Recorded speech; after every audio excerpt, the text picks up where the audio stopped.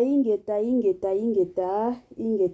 la famille bokota tokota tobenda pe baninga tobenda pe bavazin tobenda batu nyonso baza pembeni na biso bandeko na nga toya toyoka tokota kande na lobaka toujours place oyo bato bazalaka makambo ezangaka te place oyo batu mibale to misatu bazali makambo ezangaka nango te na ndenge ezala ya malamu te makambo ezangaka te kolala kolamuka bandeko na nga na badossier ya sika kolala kolamuka na ya pasi surtout pona basala nzambe ezosala pasi penza ya makasi ezosala pasi penza na motema komona batu mosusu baomipesa malgré bitumba malgré baépreuve oyo ezoleka na bavi na bango batu mosusu baotala wana te baotala bahumiliation te omona mutu mosusu alobi ka mpona nzambe naosala yango ka mpona nzambe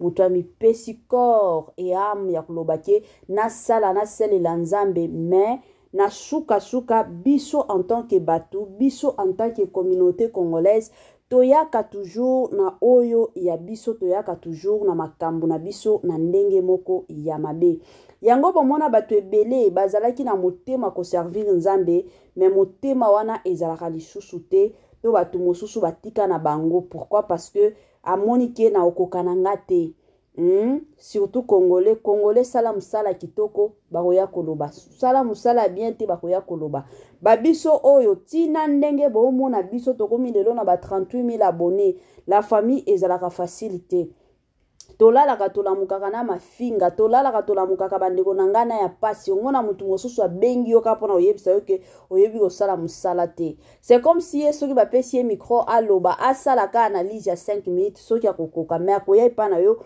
aya koyebisa yo ke no oyebi kosala musala te ezaka pasi yango nalobaka toujours soki eza appel na yo te moyen au continuer moi ba biloko mosusu ekozala te parce que appel na yo mais soki eza appel na yo quel que soit les épreuves quel que soit nini okotinga makaka olobaka que non je dois affronter je dois le faire ezalaka bongo ba joyeux anniversaire na ba o nyonso ba o célébrer ba anniversaire na bango lelo kane tolobaka toujours nzamba lola abatela bino nzamba lola azala elongo na bino ane ya sika oyo ebande na vi na bino en tout cas o nyonso ezalaki ya kokangama efongwama na kombo na Yesu.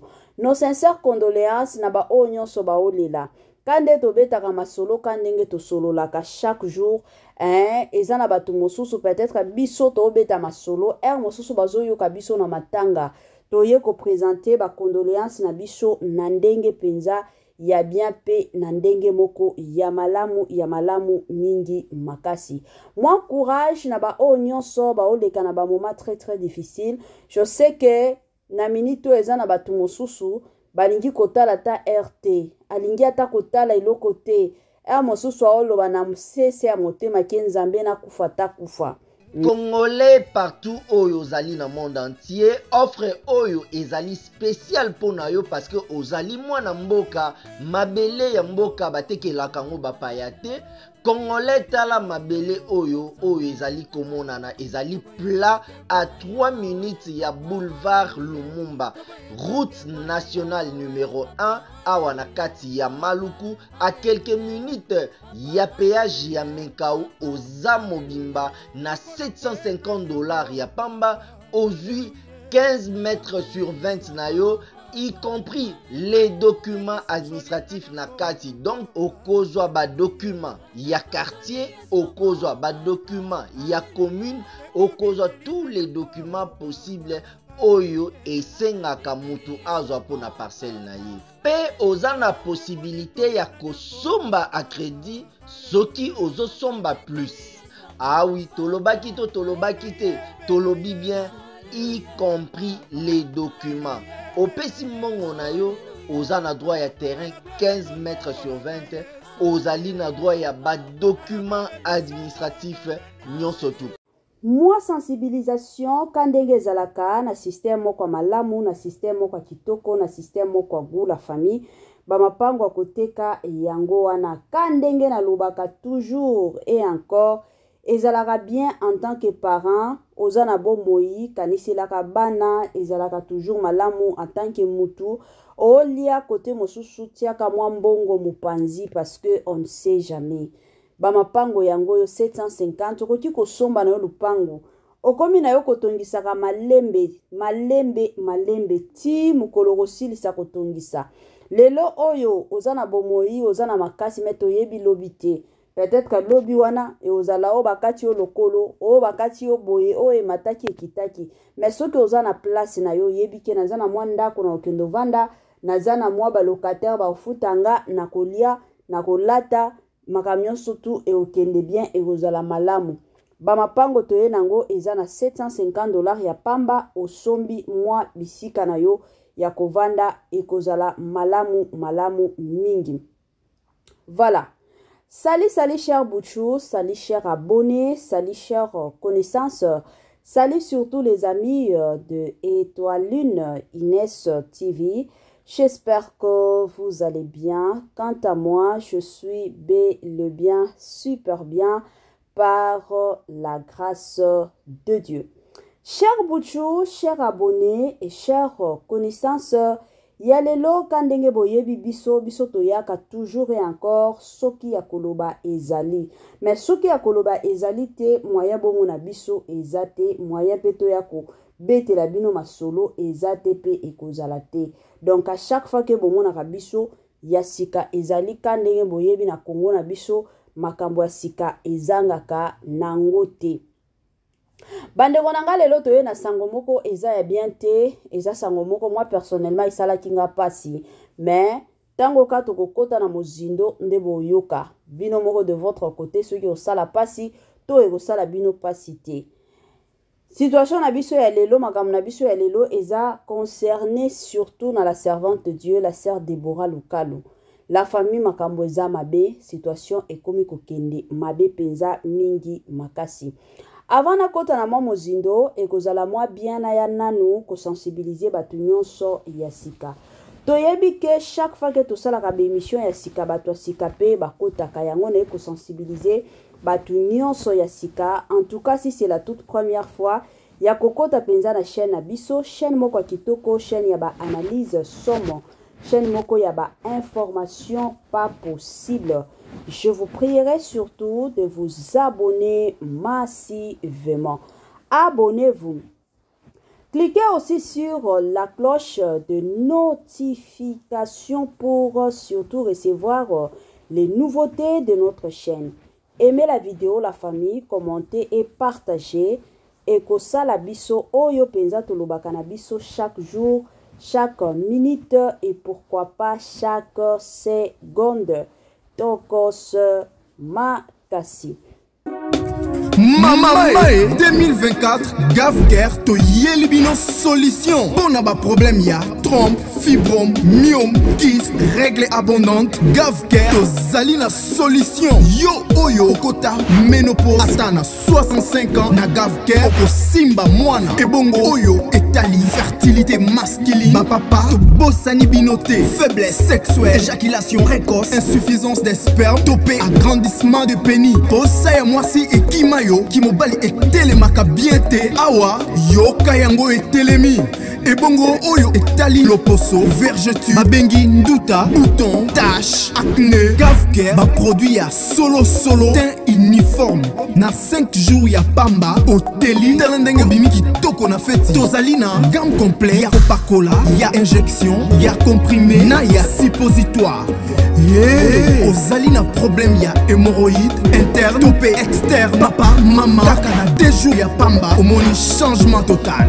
Pour la maladie ya tension diabète AVC topé obésité lobiko ezali perte de poids sans okota salle de sport kisi ya injection pe comprimé na Gavker bikalibela olingi okima suki pe mandefu ya pembe benga biso na lombango po awa tozali na solution moko durable ba produit na biso nyonso ezali 100% naturel pe esalemi na ba plante na ba industrie ya Angleterre pe Allemagne. Benga biso na numéro oyo plus 44 74 05 65 35 48. Gavker, solution ya santé na yo. Moi sensibilisation lisusu la famille na ndenge ya malamu na ndenge ya kitoko bandeko nanga. Gavker ayeli biso ba solution ya kilikili. Gavker ayeli biso ba solution ya kafu kafu. Balobi na Gavker bika na yo libela, na Gavker okosimba na yo mwana, na Gavker place masolo ya kafu kafu pe ya kitoko ezali na ndenge moko ya kitoko. O nyonso etali santé na yo en tout cas. Komitungisa na yo te benga ka Gavker. Gavker azawana. Gavker azo sungaka. Gavker azawana. Gavker azo sungaka bandeko nanga na ndenge moko ya malamu penza mingi makasi. Voilà. Tokota na makam na biso la famille kandenge na obeta masolo ya Sœur Deborah Lukalu. Eza na makam mosusu oyo biso toyebaki te. Toyebaki te eza na musala nzambe oyo alobi selon elle Nzambe aye ko révéler ye aye ko pesa ye message concernant la Sœur Deborah Lukalu. Motuna mama Étoiline ezaka kandenge na tuna kasiko ba message oana bozwaka moyen olande la Sœur Deborah Lukalu na privé ezate. Siko ba message na bino yaka ka na public. Objectif na bino ezalaka pona koya ko sambwisa basala nzambe to pona koya ko construire réputation ya musala nzambe. Wana ezalaka mutuna parce que na yebi Bible yebisaka biso que nzambe na biso azalaka nzambe ya désordre te mais plutôt aza nzambe moko ya ordre. Donc soki aza vraiment nzambe azo utilizaka mutu akoya pona koya ko panza te akolinga nzambe alingaka te ke batu mosusu baya ko humilier mutu kingandi te. Mais nzambe na biso ayaka toujours kotia ordre, ayaka toujours kotia kimia. Yango ba yebisaka biso ke ata soki boza bipai boza na église omonika église lelo makambo lobi makambo déjà botia na mutuke na église wana nzamba aza parce que kimia ezate Saint-Esprit erenyaka place oyo kimia ezali. Mais soki bomoni na église moko boye matata makelele na makelele chaque jour c'est que nzambe penza ya solo azate na église wana ezalaka bongo. Bandeko nanga avant na loba ebele parce que bino bomesana na bino ko loba ke mama Étoiline na lobaka oui na lobaka eza musala nanga. Avant na loba ebele la famille na tie la bino la message ya soi-disant prophétesse na loba te ke non aza prophétesse te to aza prophétesse na ebité. Mais kilelo oyo boza baza ebele. Na otie la bino bandeko nanga to landango biso nyonso na bukebi. Et après na kozonga pona oya kosala analyse kan ndenge to mesana kosala analyse na ndenge moko ya malamu. Voilà, la famille Tolanda et on se retrouve juste après. Shalom, shalom, shalom peuple de Dieu. Je suis la prophétesse Sophia. Je viens de la part de l'Éternel pour donner ce message à la sœur Deborah Lukalu. Les gens vous allez dire pourquoi je ne l'ai pas cherché en privé pour lui donner ces messages. Vous savez, Dieu a sa manière de pouvoir annoncer le message à qui il veut, où il veut et comment. Et s'il a décidé de le faire dans ces plateformes, qui est le réseau social, c'est pour éveiller aussi, réveiller aussi le peuple de Dieu qui sont dans l'ignorance. Sœur Deborah Lukalu, vous avez reçu la grâce de la part de l'Éternel d'être la chanteuse qui chante pour ou qui chantait pour la gloire de Dieu. Dieu m'envoie de vous dire, quittez le monde à laquelle vous êtes aujourd'hui. Oui, il m'envoie de vous dire, quittez le monde à laquelle vous vous êtes introduits aujourd'hui. Sœur Déborah, Dieu m'envoie de vous rappeler, retournez au début quand il a commencé avec vous. Et revenez aujourd'hui là où vous êtes. Le monde ténébreux vous utilise aujourd'hui. Parce que vous êtes conscient, consciente que vous ne chantez plus pour la gloire de Dieu. Vous êtes consciente que vous avez fait le pacte ténébreux pour ramener les cœurs des enfants de Dieu à louer un Dieu de ténèbres. Vos chansons ne sont plus pour la gloire de Dieu. Depuis le jour où vous vous êtes décidé d'entrer dans ces plateformes qu'on appelle Madjabou, vous avez décidé de vendre votre âme à cause du succès. Le succès, c'est Dieu qui le donne. Dieu m'envoie de vous interpeller. La voix, c'est lui qui vous a donné cette voix. C'est pour sa gloire. Mais aujourd'hui, vous citez le nom de Dieu. Vous citez le nom de Jésus. Il m'envoie de vous poser la question. Quel Jésus que vous chantez? Vos chansons ne ramènent pas les gens dans l'adoration de l'Éternel. Mais vous venez pour pouvoir distraire le peuple de Dieu à être dans la distraction. Parce que ce qui sort de vos bouches, ce n'est plus la gloire de Dieu. Mais c'est venin du serpent qui entrait d'entraîner beaucoup des enfants de Dieu dans la distraction. Dieu vous aime et vous vous êtes détourné de lui. Ce qui me demande de vous dire, revenez vers Dieu.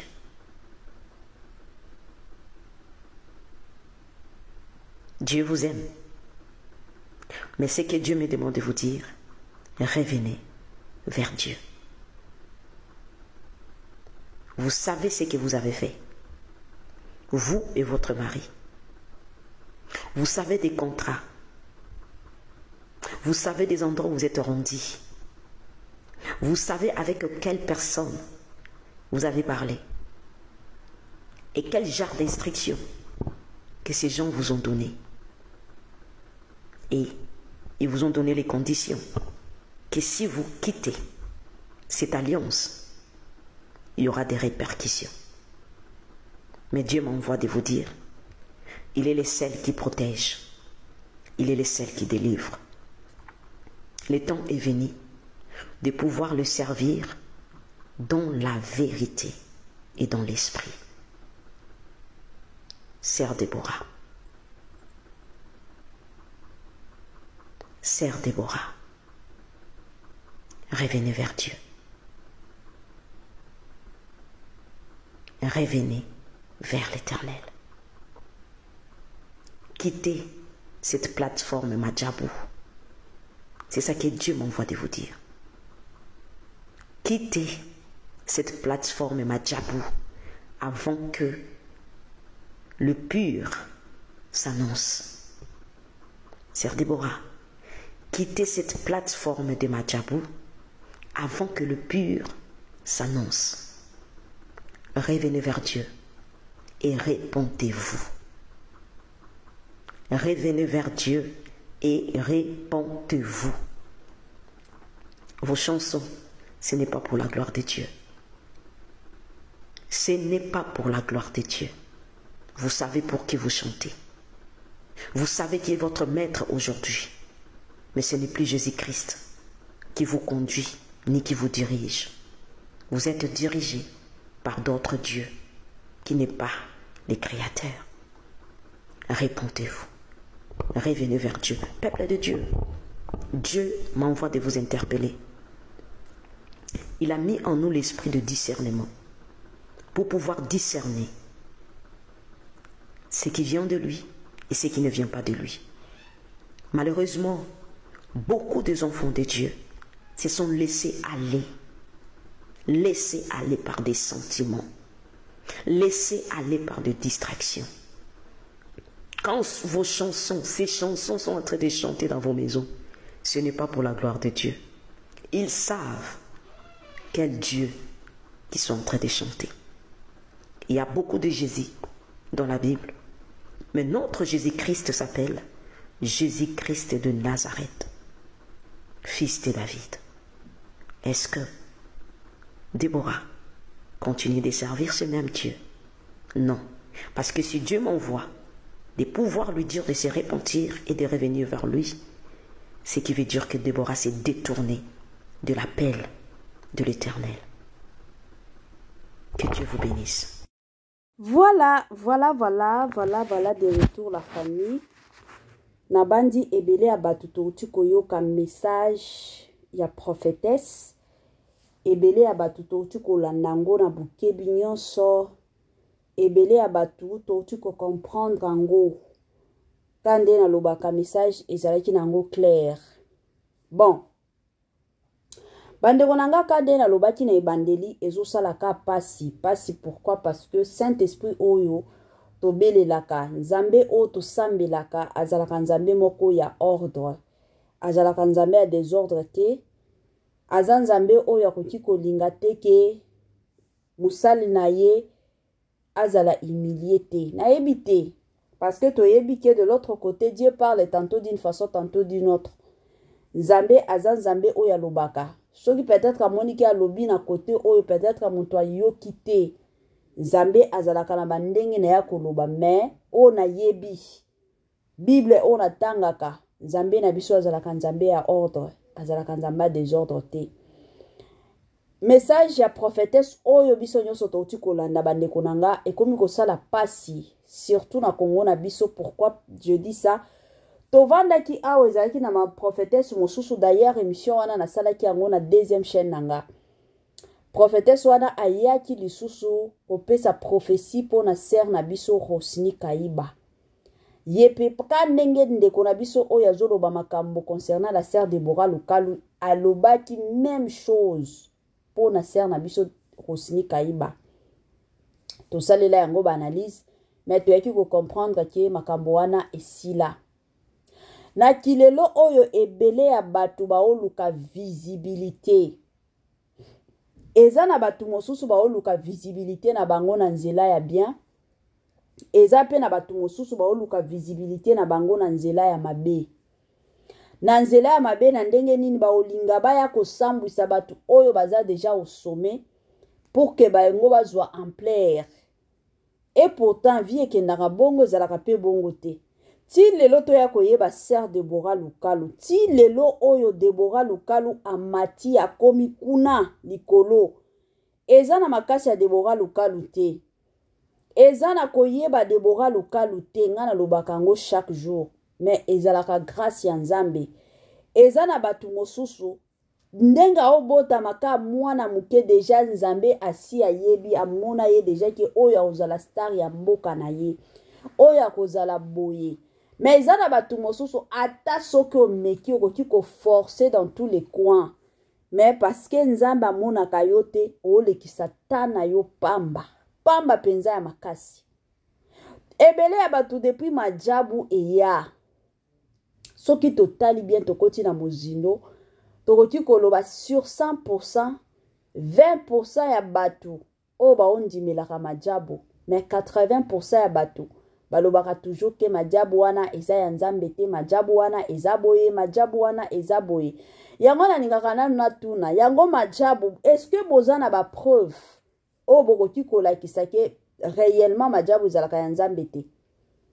Parce que soki eza eloko moko biloko moko ezalaka ya Nzambe te, bandeko nanga tomonaka ba biloko mosusu, omonaka ke non kuna Nzambe aza te. Mais place o Nzambe azalaka emonanaka. Congo na biso eza kaka pays moko bandeko nanga Congolais partout oyo ozali na monde entier offre oyo ezali spécial pona yo parce que ozali mwana mboka mabele ya mboka batekelaka ngo bapaya te. Congolais tala mabele oyo ezali komonana ezali plat à 3 minutes ya boulevard Lumumba, route nationale numéro 1 awa na kati ya Maluku, à quelques minutes ya péage ya Menkau oza mobimba na $750 ya pamba ozui 15 mètres sur 20 na yo y compris les documents administratifs na kati. Donc okozwa ba document ya quartier, okozwa ba document ya commune, okozwa tous les documents possibles oyo esengaka mutu azwa pona parcelle na ye. Pe oza na possibilité ya kosomba a crédit soki ozosomba plus. Ah oui, tolobaki to tolobaki te, tolobi bien, y compris les documents. Opesi mongo na yo, oza na droit ya terrain 15 mètres sur 20, ozali na droit ya ba document administratif nyonso tu.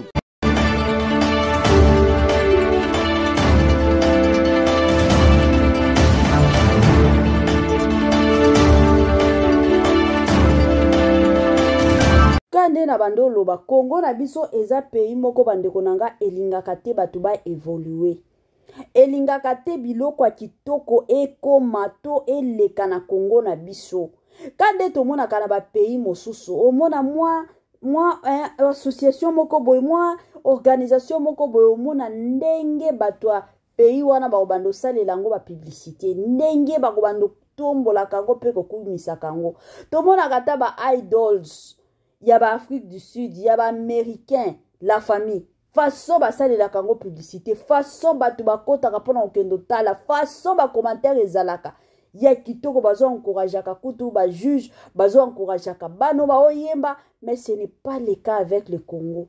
Congo nyonso ba koti ko sala. Il faut kaka batuba ya koloba kaka ki kutu ba organiser ki bien te, kutu ekendaki, kutu emataki, kutu ekitaki. Congo to tika ki mutema mabe. Ebele ya batungana lobaka na Congo na biso ba botama na kindoki. Parce que ezana makambo mosusu la famille, mosusu vando lobi o eza penza kindoki ya miso polele. To tika mutema mabe, to tika majabu evolue, to tika basala nzabe bakende liboso. Soki bazana bakisi na bango botika bango na bakisi na bango biso tolinga bango ka bongo na bakisi wana tolela bango ka bongo. Yeah.